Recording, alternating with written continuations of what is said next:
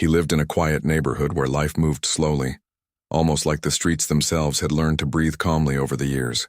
His house was modest, nothing that stood out or drew attention.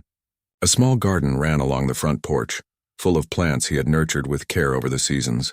People passing by would see a man who seemed ordinary, maybe even easy to forget, if it weren't for the kind smile he wore when he waved at children on the street or helped a neighbor carry groceries. He had a life built on routine, peace, and small joys. But beneath that calm surface lay years of experiences most people could never imagine.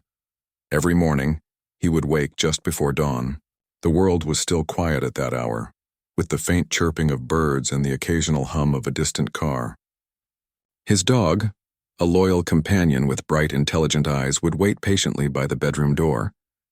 The bond between them was unspoken but undeniable. The dog had been with him for years, through moments of quiet contentment and nights filled with silent tension that only the man could understand. He knelt to brush his dog's fur and whisper soft words, a ritual that grounded both of them for the day ahead. After breakfast, they would walk together along the narrow streets of the neighborhood. The man did not walk quickly, nor did he rush. He had learned over years of disciplined training the power of patience. His dog trotted alongside him, alert and happy, sensing the calm in his owner's presence. People on the streets often waved or stopped to chat briefly. He greeted everyone politely, exchanging small talk about the weather or the simple happenings of the day. Yet no one ever guessed what lay behind his quiet eyes. To them, he was just another man in the neighborhood. To those who knew the world he had left behind, he was anything but ordinary. Inside the house, life was simple but precise. There was no clutter, no excess, just carefully chosen furniture and personal belongings arranged with quiet care. He appreciated the order because it allowed him to think clearly. His kitchen was neat, the counter spotless, and every tool in its place. He would often spend time reading quietly in the living room, sipping coffee and letting the morning sunlight fill the space. Evenings were spent similarly, watching the sunset from his porch, listening to the wind in the trees, and watching his dog play in the yard. These moments of calm were rare treasures to him. He was not a man who sought attention. He did not brag, he did not boast, and he did not need recognition. His life had taught him that true strength and skill were often invisible. He had spent years in an environment where any display of weakness or carelessness could cost lives, and that lesson never left him.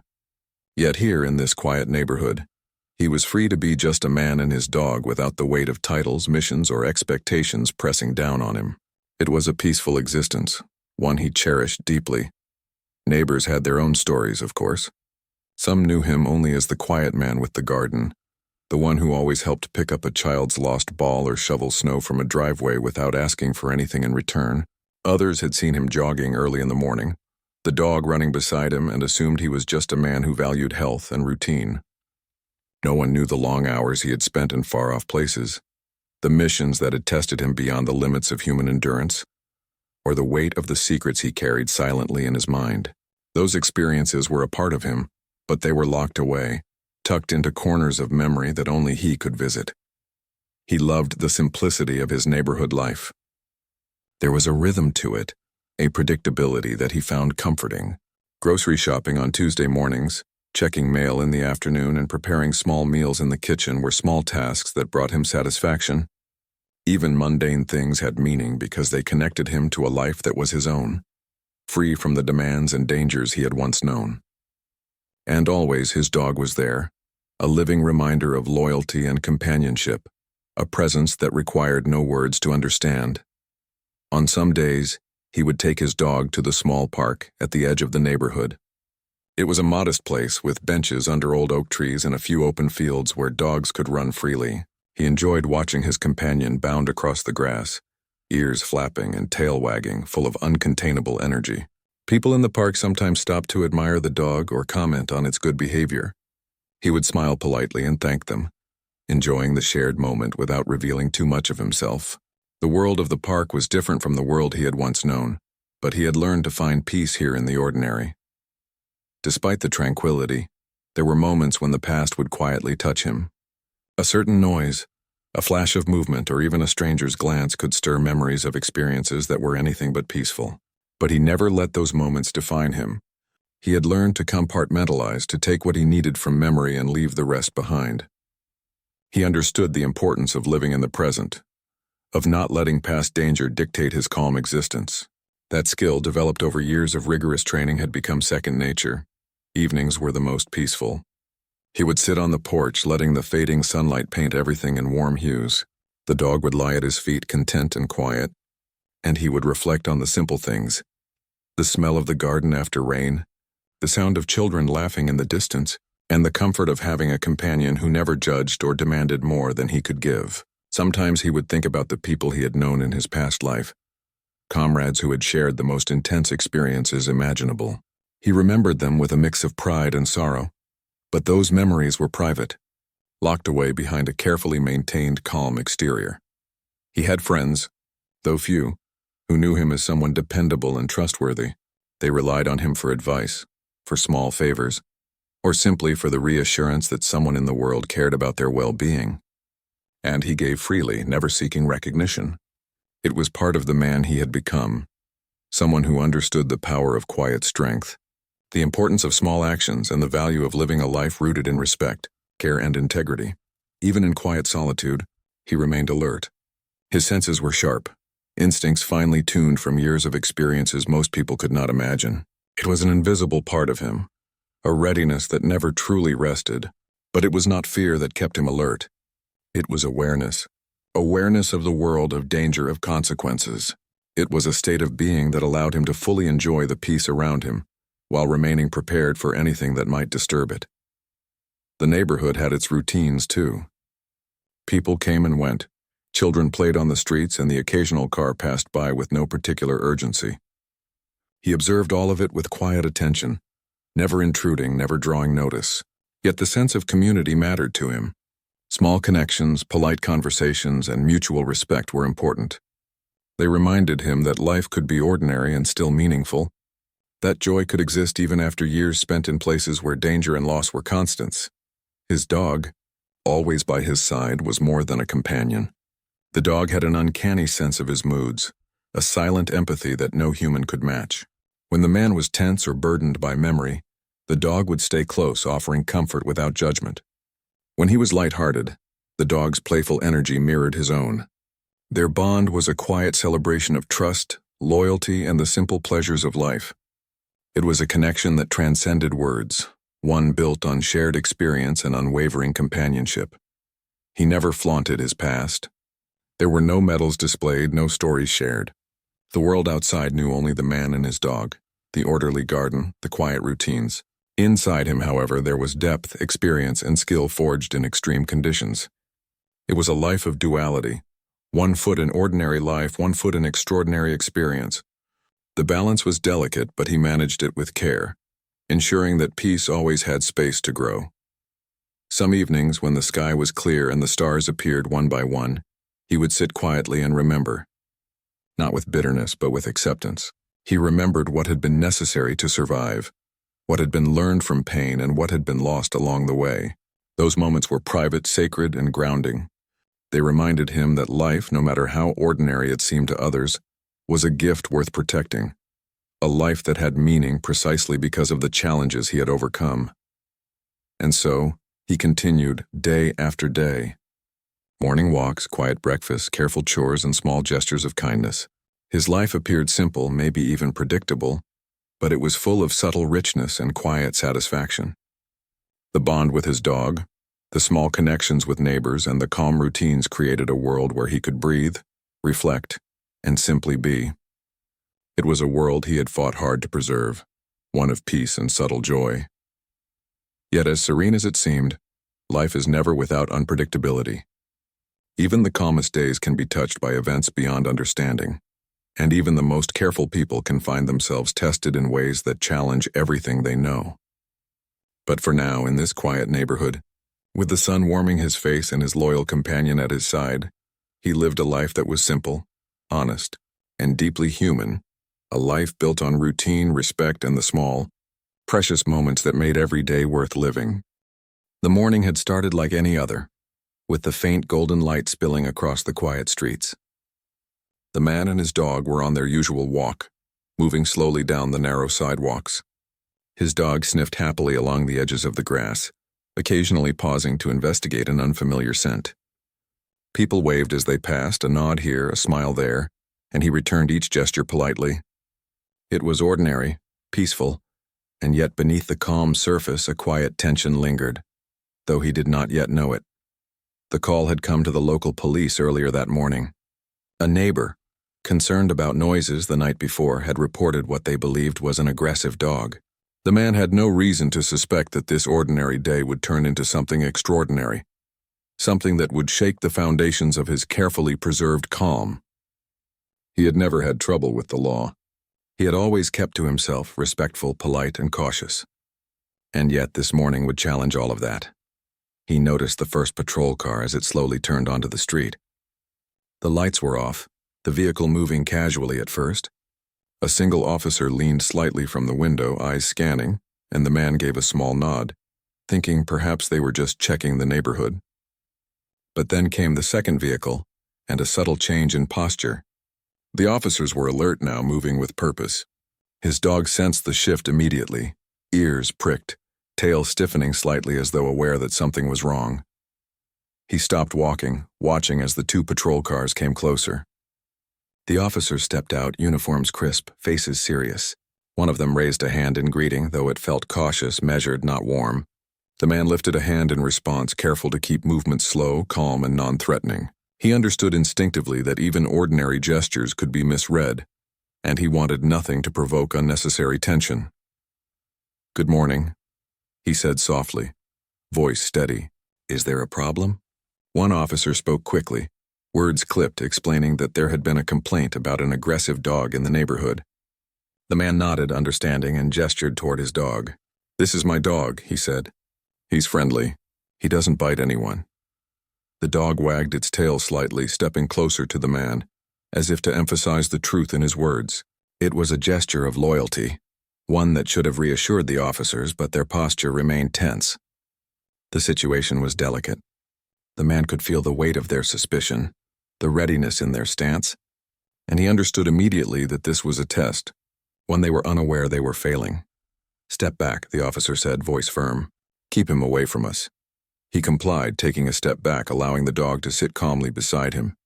"He's not going to hurt anyone," he reassured, tone soft but authoritative. There was no anger in his voice, only a quiet confidence that had been honed through years of discipline. Yet even as he spoke, he noticed how quickly tension could escalate. He had trained for situations far more dangerous than this, yet now, even here, a misunderstanding could have serious consequences. The officers exchanged glances, and in that moment, something shifted. Perhaps it was fear, perhaps it was a misunderstanding, but the situation escalated too quickly. One officer drew a taser, the other a firearm, cautious movements betraying uncertainty. The man remained still, aware that any sudden move could trigger disaster. His dog, sensing his calm, stayed at his side, alert but obedient. He whispered a soft word to the dog, urging patience and stillness. Time seemed to stretch. The morning sun rose higher, casting long shadows across the sidewalk. The man remained composed, breathing slowly, hands visible and relaxed. His mind, however, worked quickly. He assessed positions, distances, and potential outcomes, drawing on instincts ingrained from countless missions. He had faced danger before, real, life-threatening danger, but now it was different. This danger was domestic, unexpected, and entirely preventable if reason prevailed. And then it happened. A sudden movement, perhaps a misread gesture, triggered the officer's reaction. A shot rang out, sharp and devastating. The dog yelped and fell, and the man's heart seemed to stop in that instant. He rushed forward instinctively, kneeling beside his companion. The officers froze, momentarily realizing the gravity of what had occurred. But the damage was done. The dog, his constant friend, lay injured on the pavement, eyes wide with pain and confusion. For a moment, all that existed was the man, the dog, and the unbearable shock of loss. He felt a surge of emotion, grief, anger, disbelief, but he did not lash out physically. His training had taught him control, the discipline to act with precision, not impulse. He placed a hand gently on his dog, speaking in soft, urgent tones, his own voice shaking with sorrow even as he maintained outward calm. "It's okay, stay with me," he murmured. "You're not alone." The officers moved closer now, hands raised slightly, realizing the man's reaction was not violent. They spoke in hurried tones, offering explanations, apologies, but his mind was elsewhere. All he could see was his dog, the companion who had never left his side, who had shared his quiet mornings, his peaceful evenings, his simple life. The bond they shared was irreplaceable, and now it was threatened, broken in a moment of careless action. He took a deep breath, steadying himself, focusing on what needed to be done. The dog needed help, immediate and careful attention. He lifted the injured animal with surprising gentleness, cradling him in his arms as he moved toward the house. His hands were steady even as his mind raced, calculating the nearest vet, the fastest route, and how to maintain control over the situation without causing further panic. The officers followed at a distance, unsure how to proceed. Their earlier confidence had dissolved into uncertainty. They had acted too quickly, driven by fear rather than understanding.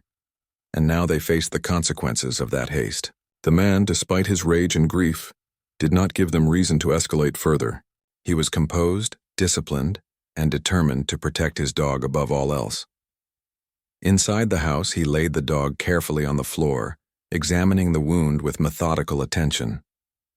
Blood had stained the fur, and the dog's breathing was uneven, shallow. He pressed gentle hands against the injury, applying pressure, speaking softly to reassure the companion who had never left him. Every instinct, every skill honed from years of high-stakes operations, now focused on saving the life of a friend. He called the nearest veterinary clinic, explaining the urgency, his voice steady despite the adrenaline coursing through him. Directions were given, preparations made, and soon the dog was carefully placed in a carrier for the trip.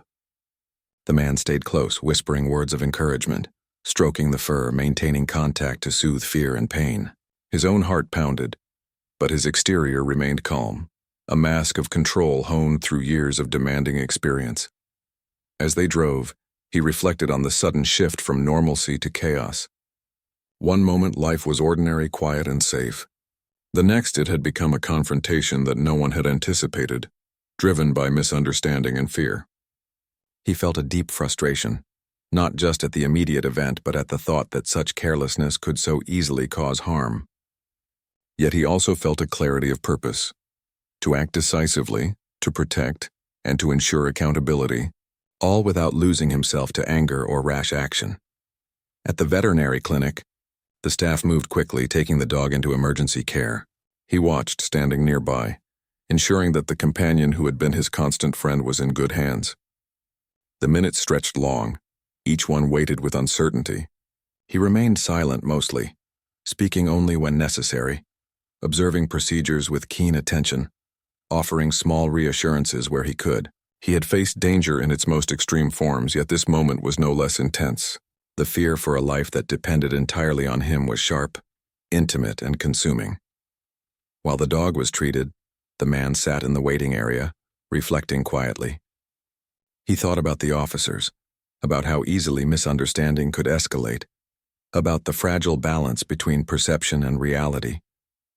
He thought about his own life, about the years of discipline that had prepared him to act decisively in emergencies, and he felt a surge of gratitude for the bond he shared with his dog, a connection that went beyond words, beyond routine, beyond ordinary friendship. He knew that the coming hours would require patience, vigilance, and careful decision-making. The officers, still unaware of who they were dealing with, would need guidance, accountability, and perhaps even humility. He understood the consequences of exposing his own background, the power he held, but he also recognized the importance of restraint. The life of his dog, the trust of those around him, and the integrity of his own principles were all intertwined in a delicate balance. Hours passed. The vet finally came out, offering cautious reassurance. The dog was stable, though the injury was serious. Relief washed over him, mingled with residual anger and sorrow. He thanked the staff quietly, taking care not to draw undue attention while silently promising his companion that they would face whatever came next together. The bond between them had been tested, stretched to its limits, and yet it remained unbroken. By evening, the immediate crisis had passed, but the ripple of the incident remained. The man knew there would be questions, reports, explanations, and perhaps conflict. He understood the weight of what had occurred, the potential consequences, and the care required to navigate them. And he understood, too, that his life had shifted in subtle but irreversible ways. What had been ordinary could never be fully ordinary again. He stayed beside the dog, watching carefully as it rested, stroking its fur, whispering soft words. Outside, the neighborhood carried on as if nothing had happened. Children played, neighbors passed by, and life continued its slow, steady rhythm. But inside the house, within the quiet walls that had always been a sanctuary, a different kind of tension had taken root. It was a mix of grief, determination, and a readiness for the days to come. A readiness born of experience, discipline, and the unbreakable bond between man and dog. The days after the incident were quiet on the surface, but inside the house the air felt heavy with tension. The dog rested in its bed near the living room, recovering slowly, but each breath it took reminded the man of how close they had come to losing each other. He watched carefully, making sure the animal was comfortable, changing its water, checking for signs of infection or distress. He had always been attentive, but now his vigilance had intensified. Every sound in the house, every creak or distant noise outside was amplified. He noticed the way neighbors moved differently, the way the officers had lingered on the street, unsure whether to return. He understood that what had happened was not just a personal tragedy, but a potential public issue. The officers had acted impulsively, and the consequences could extend beyond this quiet neighborhood. He thought carefully about how to respond. Anger flared briefly, but was quickly replaced by the cold clarity of strategy. Reacting without control would only cause more problems, and he had spent his life learning the value of patience, observation, and precise action. He knew that restraint now would serve both justice and safety.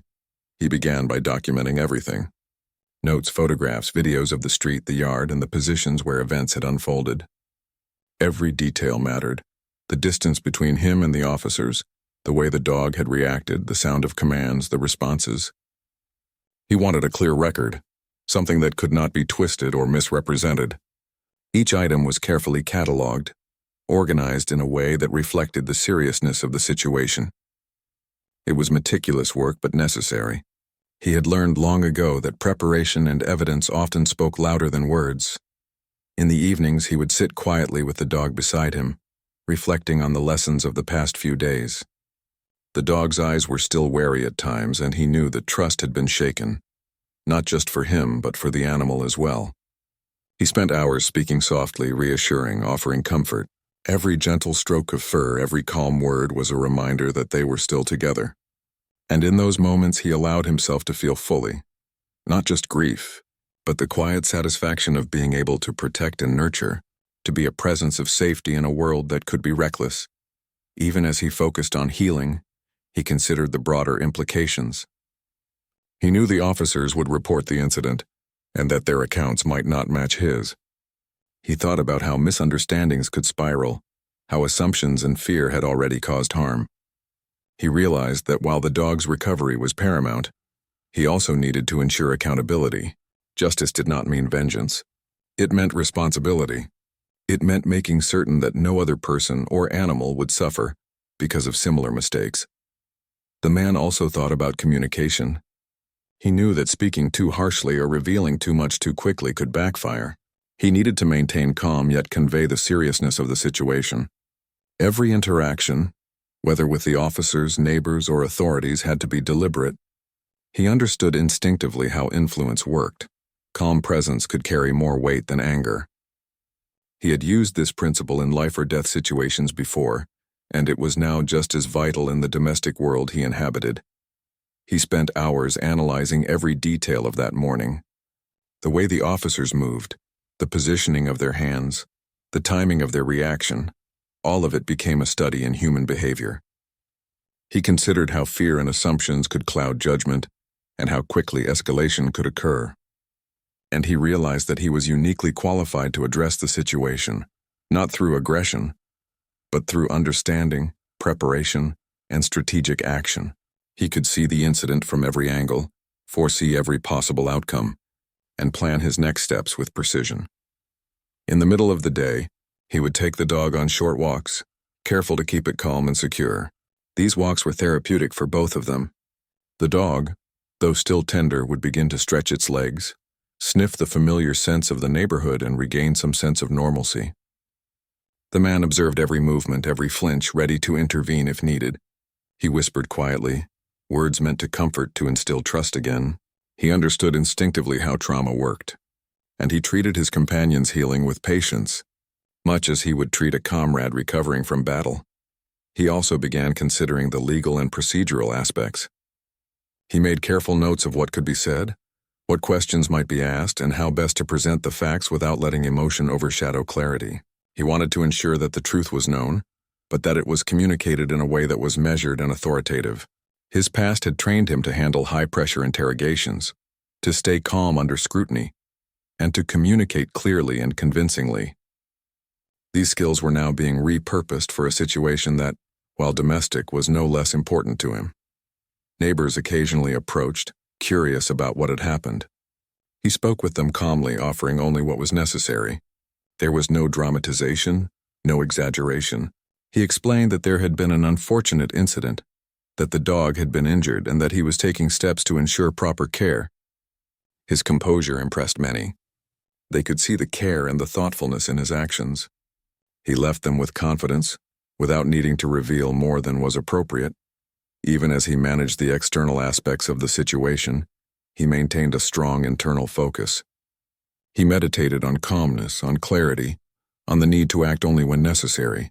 His mind wandered to past experiences, training exercises, missions, moments where split-second decisions had determined outcomes. And while the context was different now, the principles were the same: awareness, preparation, and controlled action. He allowed himself to draw strength from these memories, not as a way to intimidate, but as a source of clarity and confidence. In the evenings, when the neighborhood was quiet, he would sit by the window, the dog resting at his feet. The moonlight filtered through the trees, casting soft shadows across the room. He thought about how fragile life could be, how easily things could change in an instant. And he reflected on the bond he shared with his companion. It was not just loyalty. It was a partnership built on trust, respect, and shared experience. That bond gave him purpose, reminding him that even in moments of frustration and grief, there was something worth protecting and preserving. He also considered the psychological effects of the incident. The officers had acted out of fear, and he understood that fear could distort perception and decision-making. But he could not allow that to excuse what had happened. Responsibility mattered. He wrote notes, prepared statements, and rehearsed what he might say to the authorities if needed. He envisioned different scenarios, thinking several steps ahead, always prioritizing safety and truth. He knew that clear, calm reasoning could prevent further escalation and could guide outcomes toward fairness rather than chaos. During this period, he began researching options for accountability. Not revenge, not confrontation, but the kind of measures that would prevent future mistakes and ensure justice for his dog. He consulted legal sources, learned about procedures for reporting animal harm, and made careful plans for presenting evidence. Each action was calculated, each decision considered. His goal was to protect what mattered most while maintaining his integrity and calm. The dog's recovery was a constant focus. He monitored food intake, checked wounds for signs of infection, and made sure the animal had a safe, comfortable space to rest. He stayed close at night, listening for any signs of distress. He understood from years of experience that small details often made the difference between recovery and further complications. Every adjustment, every gesture of care was a reminder that he could be relied upon, that the bond between them was unbreakable. Neighbors began to notice subtle changes in him. He seemed quieter, more focused, but also strangely resilient. He interacted with people politely, yet with a presence that suggested depth and purpose. Children who played nearby seemed drawn to the calm aura he projected. Even the officers, if they happened to see him from a distance, would notice the composure, the steadiness of a man who had seen life in extreme forms but remained entirely in control of himself. He spent hours reflecting on the nature of human behavior. Fear, assumptions, misunderstandings, all could escalate into tragedy if left unchecked. He thought about the officers, about how training could fail under pressure, and about the importance of empathy and careful observation. His own response had been shaped by discipline, experience, and patience. He had stayed calm when others might have panicked.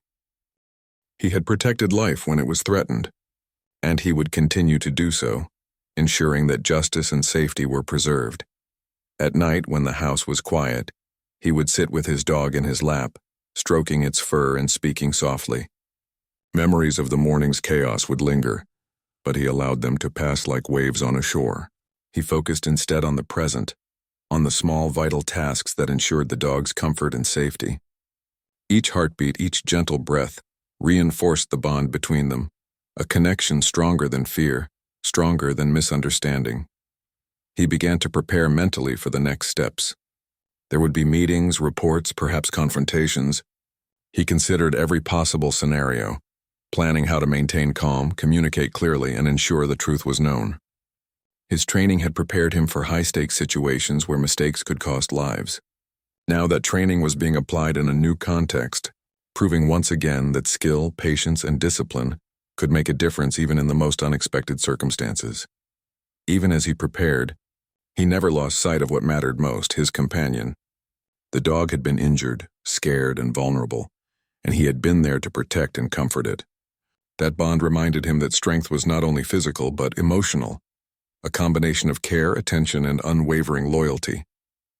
It reminded him that his actions mattered, not only for himself but for those who depended on him. By the end of the week, the dog showed clear signs of improvement.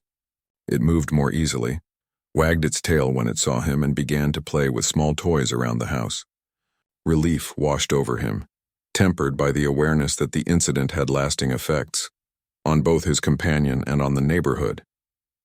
Yet he remained resolute, knowing that careful, deliberate action could shape the outcome of events, restore balance, and honor the trust placed in him by his dog.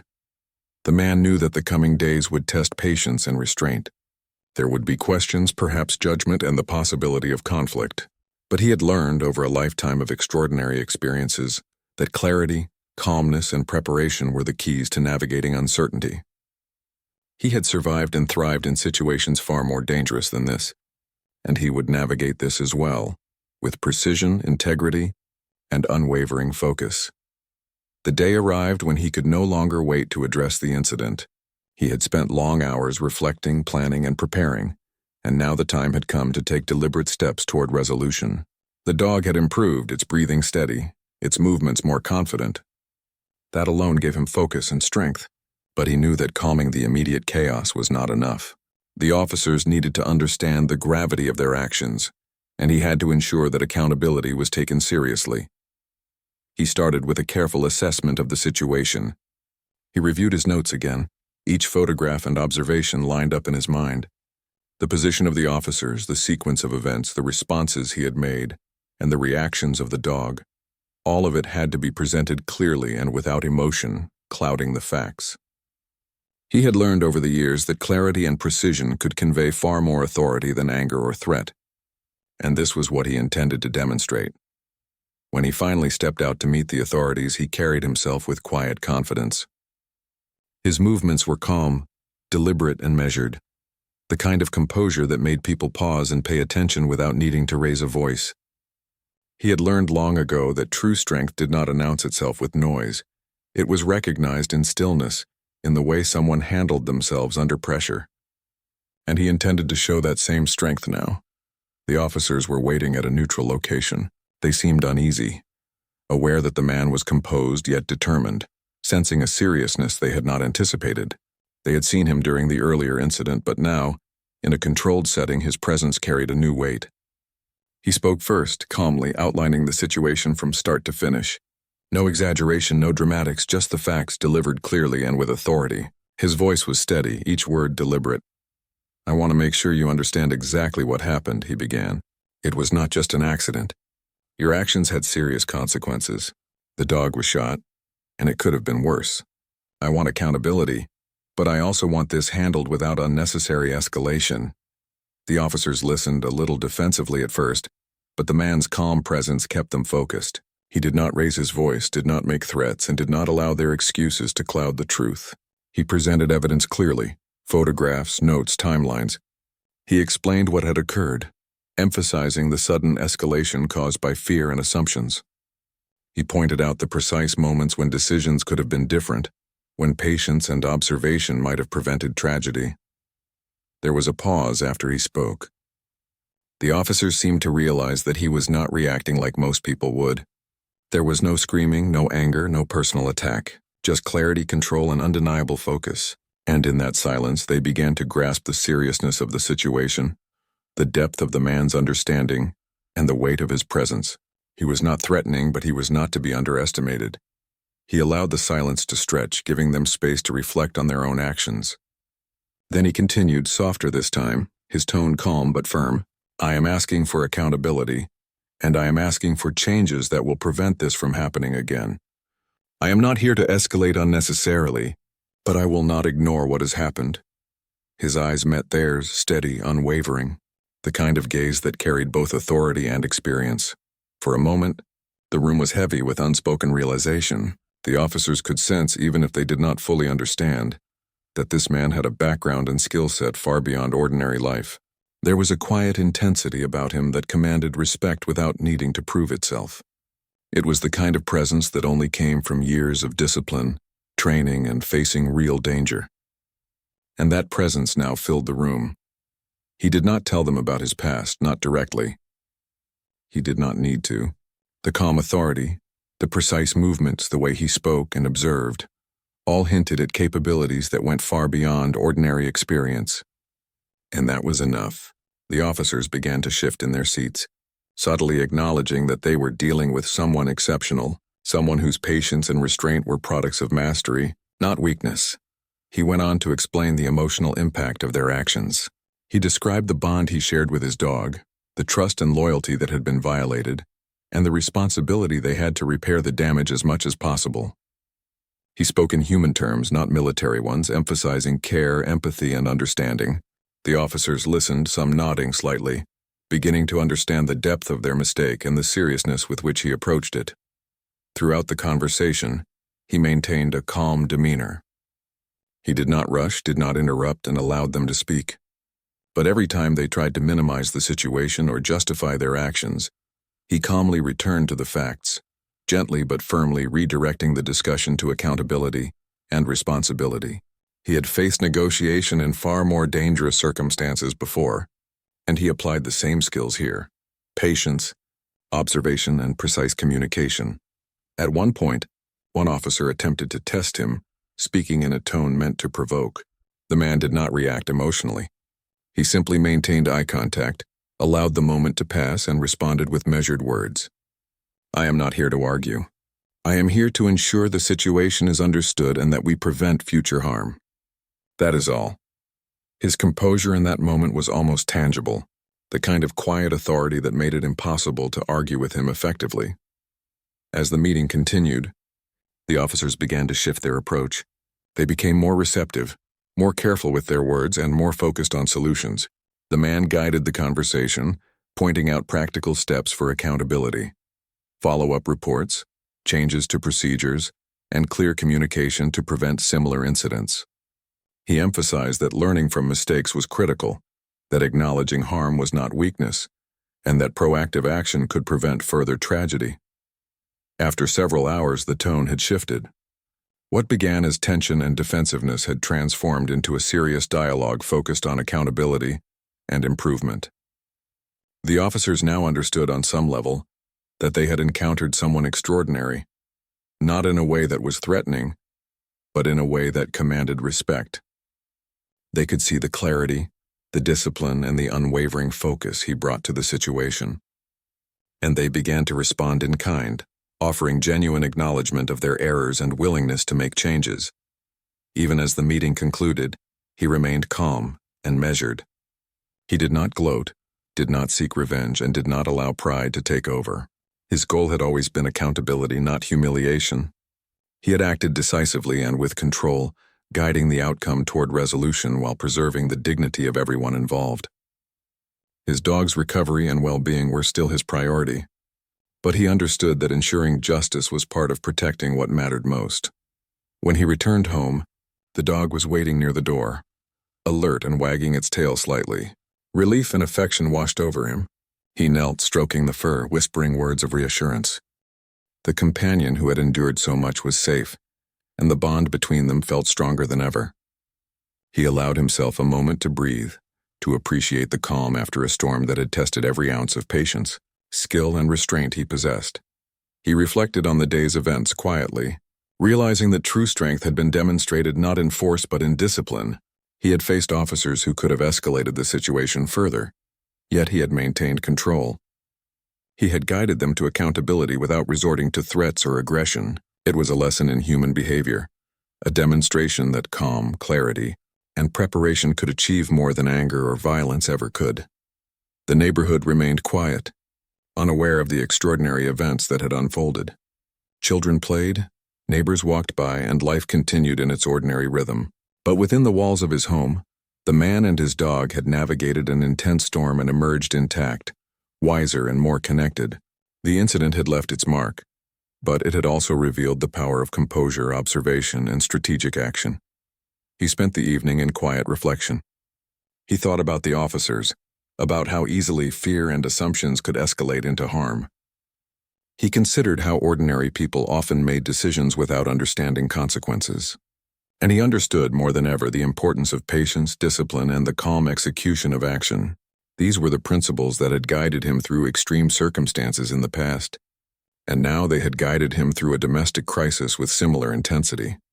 As the night deepened, he allowed himself a rare moment of emotional release. Sitting with the dog at his feet, he reflected on the bond that had been tested and strengthened. He acknowledged the grief, the anger, and the fear that had accompanied the incident, but he did not allow it to consume him. Instead, he transformed those emotions into purpose, care for his companion, vigilance against future harm, and the measured pursuit of accountability. He understood that life would continue to present challenges, that ordinary days could turn extraordinary in an instant, but he also understood that his response could shape outcomes, that calm, careful action could prevent escalation, and that discipline and patience were as powerful as any tool or weapon he had ever known. He had applied these lessons with precision, and the result was both resolution and renewed connection. By the end of the night, the dog was resting peacefully, the household calm once more. He sat quietly, reflecting on the events of the past days. There was a sense of closure, though not complete. Lessons had been learned, bonds reinforced, and the foundations for accountability had been laid. And through it all, he had remained true to the principles that defined him: calm, strategic, and human at every step. He allowed himself to look forward, not with anxiety, but with focus.